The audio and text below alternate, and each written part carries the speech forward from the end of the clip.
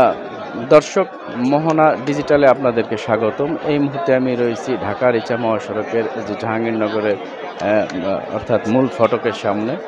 যদি এখানকার পরিস্থিতি আপনাদেরকে বলি যে আমরা কিন্তু বিকেল 4টা নাগাদ দেখেছি যে জাহাঙ্গীরনগরের বিশ্ববিদ্যালয়ের শিক্ষার্থীরা তারা কিন্তু একটি বিক্ষোভ মিছিল নিয়ে তারা কিন্তু যে মূল সড়ক অর্থাৎ জাহাঙ্গীরনগরের গেটের সামনে তারা মূল সড়কে অবস্থান নেওয়ার জন্য আসছিল।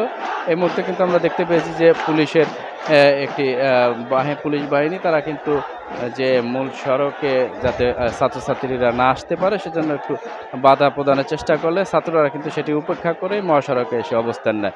এরপর পরে কিন্তু অর্থাৎ দোনো ঢাকা রিচা মহাসড়কে তীব্র যানজটের সৃষ্টি হয় এবং যাত্রীদের ভোগান্তি শুরু হয়। তো আমরা কিন্তু যাত্রী সাধারণের সাথে কথা বলেছি, তারা যেমনটি জানিয়েছেন যে যদিও তাদের সাময়িক অসুবিধা হচ্ছে তারপরও তারা কিন্তু চায় যে এই যে কোটা আন্দোলনের দাবিতে যে দাবিতে শিক্ষার্থীরা যে আন্দোলন করছে তাই সেটি তারা যেন সরকার পক্ষ এই দাবি দেওয়া মেনে নেয়, এমনটা আমাদের জানিয়েছেন যাত্রীরা।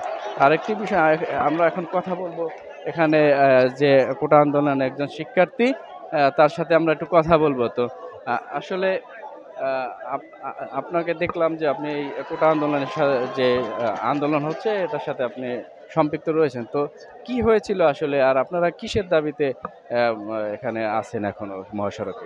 যেমনটা আপনারা জানেন যে আমরা কিন্তু 2018 সালে যে পরিপত্র ছিল ওটা বহাল থাকাতেই সন্তুষ্ট ছিলাম না, কারণ ওটা একবার গৃহীত হয়েছে আবার বর্জিত হয়েছে এবং এর কোনো নিশ্চয়তা নেই যে সেটা আবার বর্জিত হবে। সে জায়গা থেকে আমরা একটি সুনির্দিষ্ট স্পষ্ট দাবি দিয়েছিলাম, একটি এক দফা দাবি, যেই দাবি অনুযায়ী কিন্তু আমরা একটি সংখ্যাও নির্দিষ্ট করে দিয়েছি 5% কোটার কথা।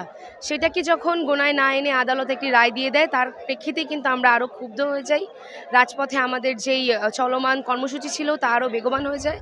আজকে পুলিশের জায়গা থেকে আমরা আমাদের জায়গা থেকে কিন্তু যার যার কর্মসূচি পালন করছি। যেমনটি শুনছিলেন তারা কিন্তু অর্থাৎ তারা কিন্তু মহাসড়কে অবস্থান নিয়ে এখনো কোটা আন্দোলন যে রয়েছে সেটি কিন্তু চালিয়ে যাচ্ছে এবং তারা কিন্তু এই কর্মসূচি যতক্ষণ পর্যন্ত তাদের যে কোটা সংস্কার আন্দোলন সেটি বাস্তবায়ন না হবে ততক্ষণ পর্যন্ত তারা চালিয়ে যাবে। তো এই ছিল আসলে জাহাঙ্গীরনগর বিশ্ববিদ্যালয় থেকে আমার কাছে সর্বশেষ।